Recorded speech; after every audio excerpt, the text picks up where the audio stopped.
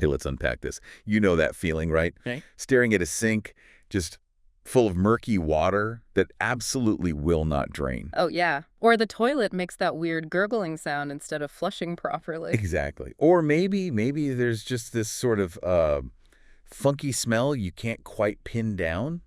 It happens. It really does. These are, well, pretty universal household headaches, aren't they?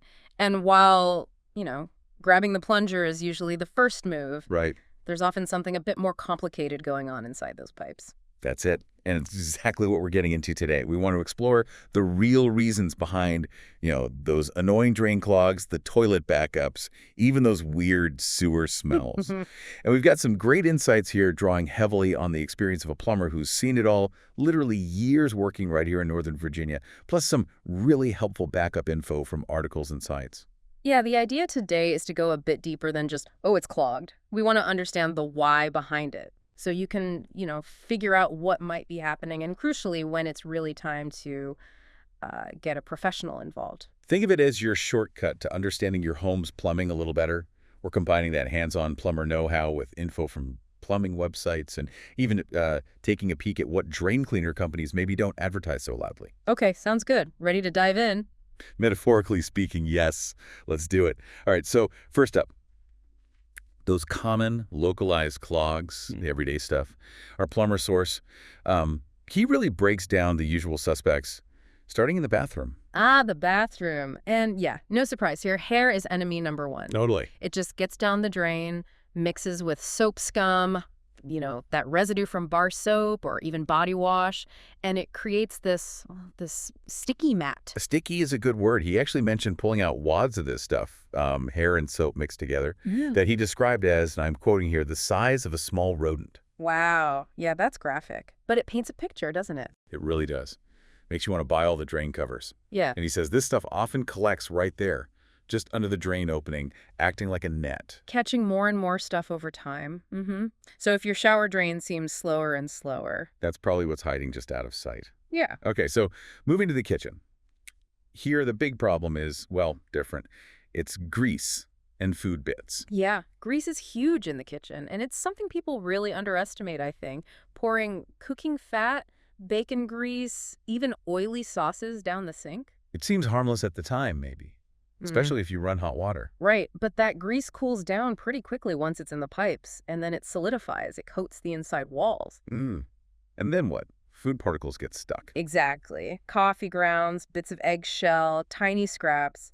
They get trapped in that sticky, greasy lining. It's a slow process, like he compared it to plaque building up in an artery. That's a really good analogy. It just slowly narrows the pipe. Until eventually, yeah, the sink just gives up. And interestingly, he pointed out that even garbage disposals don't completely solve this. Oh, really? I thought that was the whole point of them. Well, they grind up the food, sure, but they don't magically make grease disappear. That grease still goes down the pipe, and it can still solidify further down the line, maybe even past the P-trap. Ah, okay. So the disposal might actually make the food bits smaller and easier to get trapped in any grease that's already there. Could be. He mentioned taking apart P-traps, that U-bend under the sink, and finding them just packed solid with this greasy food particle sludge. Years of it. Not appetizing. Oh. Okay, let's talk toilets. Seems simple, but wow, the things people try to flush. Oh, boy. Yeah, toilets face kind of a double threat, don't they? Things that absolutely shouldn't be flushed, and then those products labeled flushable. The infamous flushable wipes. He was pretty emphatic about those. They just don't break down. Not quickly enough, anyway. They snag, they cause blockages, not just in your toilet trap, but way down in the main sewer line sometimes. Big problems. And then the obvious stuff. Paper towels, cotton swabs, dental floss, feminine hygiene products. Things that just aren't designed to dissolve like toilet paper does. And then there are the accidental flushes. Like kids' toys. Exactly. He specifically mentioned finding toy dinosaurs and action figures lodged in toilet pipes. Anything solid like that can easily get stuck in the S-bend right inside the toilet or further down. And a plunger isn't going to do much against a plastic dinosaur, is it? Not likely, no. Okay, so besides the stuff we put down the drains, there's something else that can cause issues, especially in areas like Northern Virginia with hard water. Mineral deposits. Right, the water itself can be the problem over time. Hard water contains minerals, mostly calcium and lime. And over years, these minerals can slowly build up inside the pipes. It's called scale. Like lime scale in a kettle, but inside your pipes. Pretty much, yeah. It forms a rough, hard layer that gradually makes the pipe narrower. He used another analogy here like cholesterol building up. Another artery comparison. Okay, so the pipe diameter shrinks. Exactly. Yeah. Which means it takes less debris, a smaller clump of hair, maybe to actually cause a full blockage because the opening is already restricted. And he mentioned older houses with galvanized pipes are even more prone to this. Yeah, because those pipes can also rust from the inside, adding to the buildup and roughness. So even if you're super careful, just the water flowing through can slowly contribute to future clogs over many, many years. Which kind of leads us nicely into the whole idea of general buildup over time, right? Grease, grime, minerals. It all accumulates. It really does. Think about those pipe arteries again. In the kitchen, it's that solidifying grease acting like flypaper for food bits. It creates this thick, slimy gunk. And running hot water and soap. Oh. It helps a bit, maybe, temporarily. Temporarily, perhaps. Yeah. But he stressed that once that grease really sets up or you have significant mineral scale, you often need more power, like a mechanical snake or even hydrojetting to really scour the pipe clean. Okay. And bathrooms have their own special mix. Yep. Soap scum, toothpaste. That stuff creates a sort of waxy film. Hair loves to stick to it. Then more soap sticks to the hair.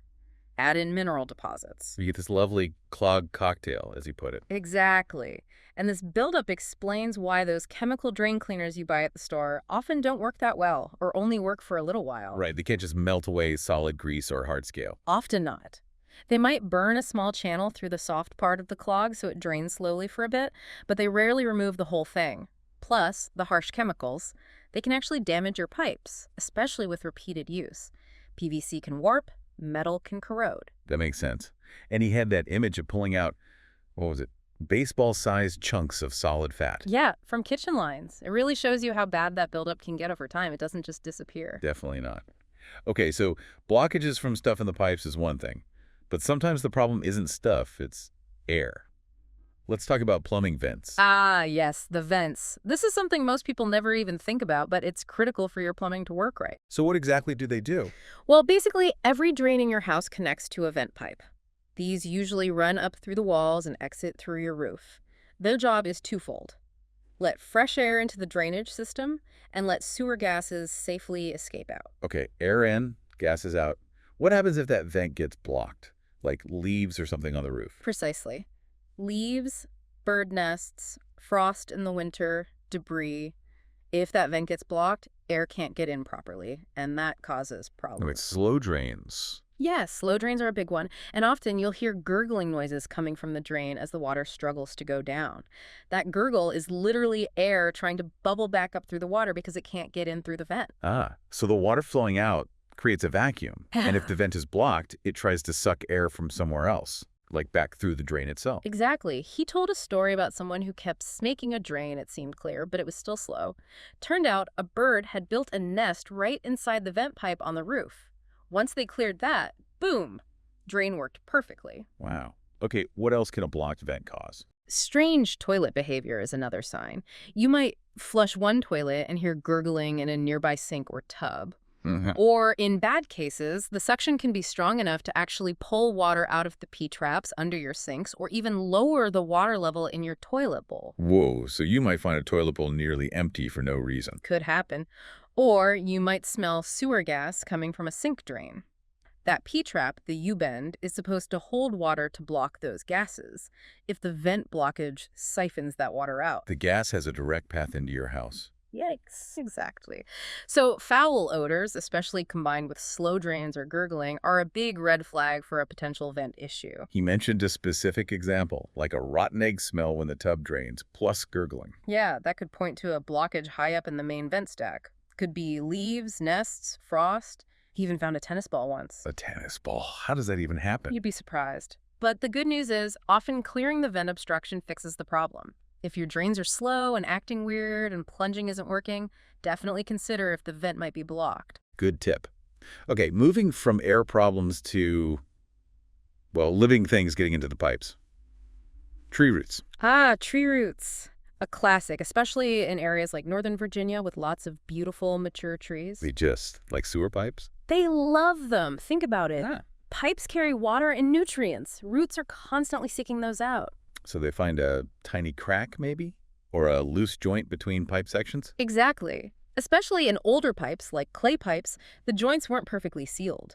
Roots sense the moisture escaping, grow towards it, and find their way in. And once they're in, They thrive. They grow, branch out, fill the pipe, and they act like a net, catching toilet paper, grease, everything flowing down. He compared it to a tangled bowl of spaghetti mixed with grease and paper. another lovely image. So what are the signs that roots might be the problem? It's often more widespread than a single clog. You might notice multiple drains in the house are slow, sinks, toilets, showers, All at once? or intermittently, yeah. Lots of gurgling sounds from different fixtures, clogs that keep coming back, even after you snake them. Okay. Anything else? Maybe outside? Yes. Sometimes you might see a patch in your yard right above where the sewer line runs that's unusually green and lush compared to the rest. Why is that? Because the roots breaking into the pipe are leaking water and, well, nutrient-rich sewage into the soil right there. It's like localized fertilizer. You might also see damp spots or even slight depressions. Got it. And roots don't just block, they can damage the pipe too. Oh, absolutely. As they grow thicker, they exert pressure, they can crack the pipe wide open, or even cause sections to collapse entirely. Big problems. Especially with older clay or cast iron pipes, you said. Yeah, those are more vulnerable at the joints. So older home, mature trees, recurring clogs, roots are definitely a prime suspect. And just cutting them isn't always a permanent fix. It's usually temporary. The roots will likely grow back. Often, a more permanent solution like liming the pipe internally or digging up and replacing the damaged section with PVC is needed. Which leads us to, well, the pipe's just being broken or collapsed, even without roots. Right. Sometimes the issue isn't a clog inside the pipe, it's that the pipe itself has failed. How does that happen? Just age? Age is a big factor, yeah. Yeah. But also ground shifting, soil settlement, corrosion of the pipe material, maybe heavy equipment rolling over it during construction nearby. Lots of things can cause a sewer line to crack, break apart, or even flatten, which is collapsing. And when that happens, dirt gets in. Exactly. Soil, rocks, debris just fall into the broken section, creating a blockage that wastewater can't get past. He mentioned those old Orangeburg pipes made of tar paper, basically. Car paper pipes, seriously. Yeah, they were used for a while. He said when they degrade, it's like trying to push water through a tunnel made of packed dirt. Just doesn't work. Okay, so what are the signs of a fully broken or collapsed line? Probably pretty dramatic. Often, yes. You'll likely see multiple fixtures backing up at the same time, like flushing a toilet makes sewage come up in the shower drain, or all the drains in the house are slow or stopped. Sewage backing up into basement floor drains is a big one. A strong, persistent sewer smell, maybe inside or outside. And again, those soggy patches or sinkholes in the yard above the line. Similar to roots, but maybe more severe backups. Potentially, yeah. It depends on the extent of the break. But if you suspect something this serious, you really need a professional diagnosis. With the camera inspection you mentioned. Definitely. They need to send a camera down the line to see exactly what's going on. Is it cracked, crushed, filled with dirt?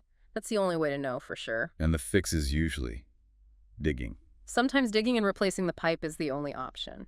There are also trenchless methods now, like pipelining or pipe bursting, that can sometimes work without digging up the whole yard depending on the situation. But the key thing is, this won't fix itself. Absolutely not. It's a major problem, potentially a health hazard, and needs professional repair. Okay. Now, quickly, for listeners not on city sewer, what about septic systems? Can they cause similar backup issues?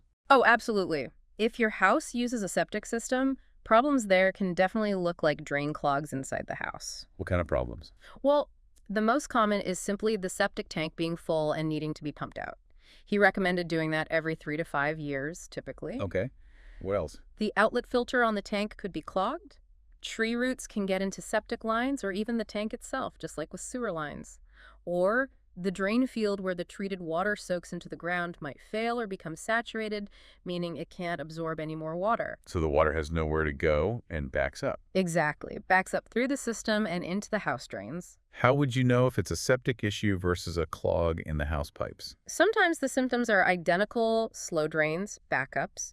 But a key sign for septic issues can be that sewage smell outside in the yard, especially near the tank or the drain field area. Okay, so if you have septic and experience backups, plus maybe that outdoor smell. First call should probably be to a septic service company, yeah. Get the tank checked and pumped if needed. They can diagnose issues within the septic system itself. And definitely don't try DIY fixes on the septic system. Please don't. It's a complex system, and you could easily make things worse, cause more damage, or create a really unpleasant, unsanitary mess. Leave septic work to the septic pros. Good advice. Okay, so we've run through a whole range of problems, from simple hair clogs to collapsing lines and septic woes. When you do have a clog, that bottle of drain cleaner looks tempting. Right. But you mentioned risks with DIY fixes. Yeah, it's really important to be cautious. Those chemical drain cleaners, the liquid ones, he wasn't a fan. Because they damage pipes. They can, yes. Yeah. Especially with repeated use. The harsh acids or alkalis can eat away at metal pipes or warp PVC. And honestly, they often just don't work on really tough clogs like solid grease or roots. They might just poke a small hole. And you mentioned the safety risk for plumbers if they have to work on pipes full of that stuff later. Absolutely. It's a chemical hazard for them. And then there are the DIY tools like those little plastic snakes or hand augers. They seem okay for a simple sink clog. Maybe, sometimes. But they often aren't long enough to reach deeper clogs. They can get stuck themselves. They can scratch up your toilet bowl. And if you're not careful, you could potentially push the clog further down or even damage the pipe, especially if it's older and more fragile. So you might make it worse. It's possible. He's seen people crack pipes trying to force a snake. And then there are the safety hazards for you. Like mixing chemicals. Yes, never ever mix different drain cleaners or drain cleaner with bleach. You can create toxic gases like chlorine gas, which is incredibly dangerous. Even the fumes from one product can be harmful without good ventilation. And using power augers without experience, you can get hurt. But maybe the biggest risk is just treating the symptom, not the cause. That's a huge one. You spend days pouring chemicals down a drain, wrestling with a cheap snake, thinking it's just a stubborn hair clog. When really it's tree roots starting to invade the main line. Or the sewer line has a crack, or the septic tank is full. You're wasting time, effort, and money on something that won't fix the underlying problem.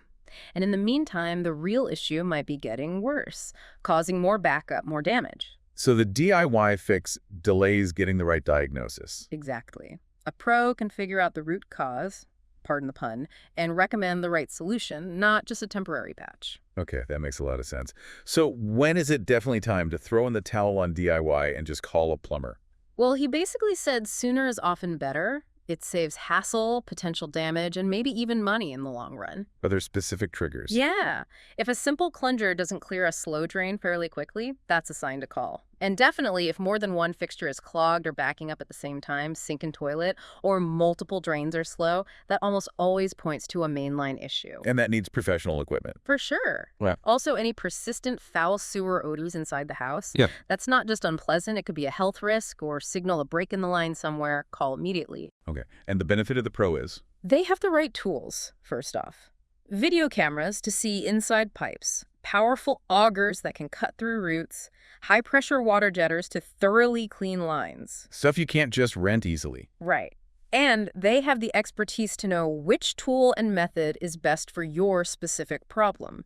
They can ensure the clog is fully cleared, not just pushed around, and they can spot those bigger underlying issues like a vent problem or a damaged main line that you might miss. Plus, you mentioned guarantees and insurance. Yeah, reputable companies stand by their work and are insured, which gives you peace of mind. And they can often give you good advice on how to prevent future problems, too. Okay. So, wrapping this all up.